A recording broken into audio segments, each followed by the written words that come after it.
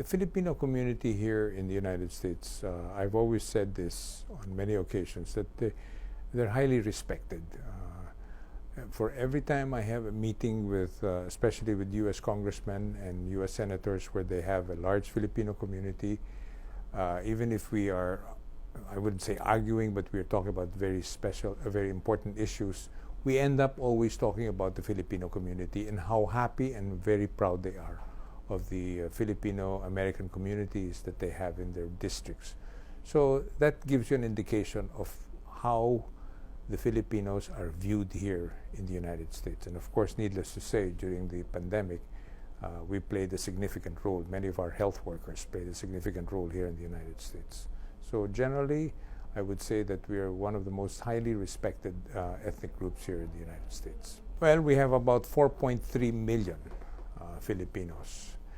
The impact, I wouldn't be able to tell you in dollars and cents, but I can tell you that, again, whenever we talk about Filipino Americans or Filipinos working here in the United States, they always tell me they are hardworking, good people.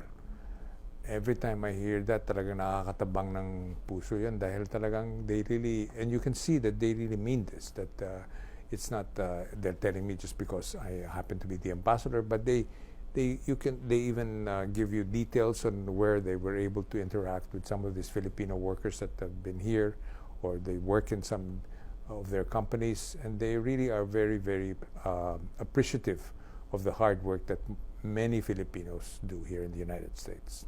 That is the kind of impact they have in the economy.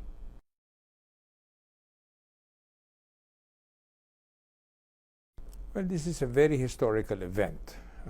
Of course, we know that President Marcos won with the largest majority ever in the history of the elections in the Philippines, 31 million votes. That's a very significant one, which many Filipino Americans and Americans themselves are well, I wouldn't say astounded, but they are simply impressed with it.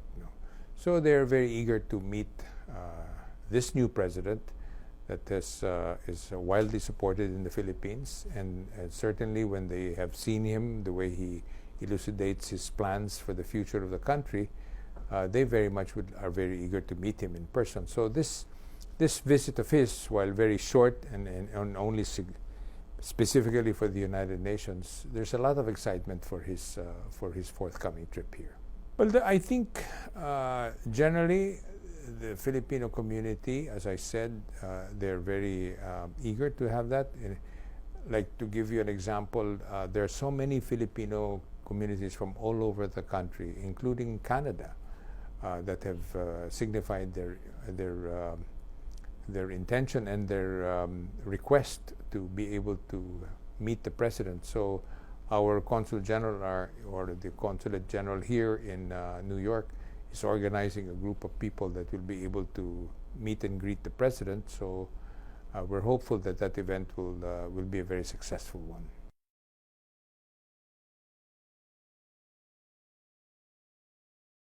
As the president said and told us, he would like to really see more economic trade or economic activity between the Philippines and the United States.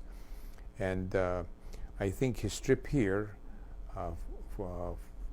to go to the United Nations, the other part of it really is to have as many meetings as he could possibly include in his schedule with American companies, CEOs, and different sectors of the American business community, especially in areas of the agriculture, of course, which is very important for him, clean energy, alternative energy, and other business activities, food production, that would probably be part of his whole agenda in the next 6 years. When President Biden first called President Marcos 2 days after the elections, on May, I think 11 that was, both have signified their intent to meet one day soon. And of course, when President Biden sent his special envoy, the second gentleman, the message was clear that he would like to. President Biden was looking forward to meeting President Marcos in Washington, D.C. So this United Nations General Assembly is an opportunity for both of them to meet face to face. So we're waiting for the opportune schedule. We're both the White House and us in the embassy. We're just looking for the time and date, and mainly the changes are really very volatile because of the fact that the sad news of Queen Elizabeth's passing, which changed a lot of schedules, especially for President Biden. But I'm quite certain that will happen. But nonetheless, there will be a chance for them to meet in person at the reception hosted by President and Mrs. Biden for all the heads of state who are coming to the United Nations. President Marcos has always looked at overseas workers as modern-day heroes, like we've always looked at them.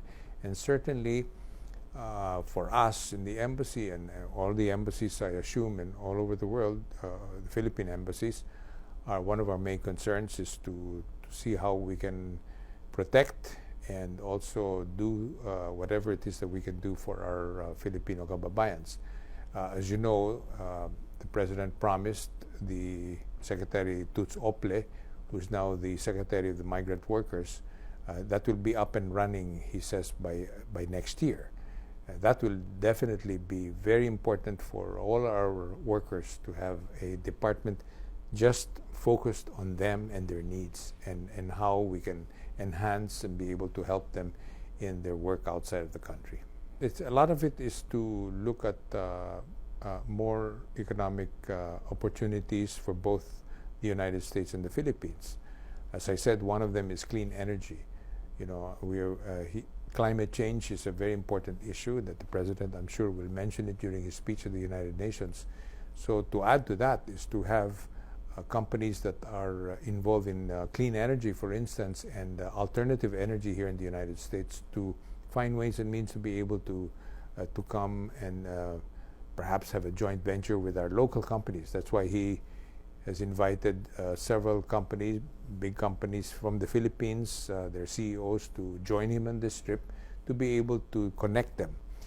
And this has been very effective. Almost all presidents have done this, but more so with President Marcos now, because he sees really the economy as the way to move the country forward. He wants to see more people that will prosper in the country in the future. We're very grateful that the President is coming, and it will be an opportunity for him to be able to sort of like raise the flag and show that the Philippines is here and we're ready to play a part in global peace and prosperity.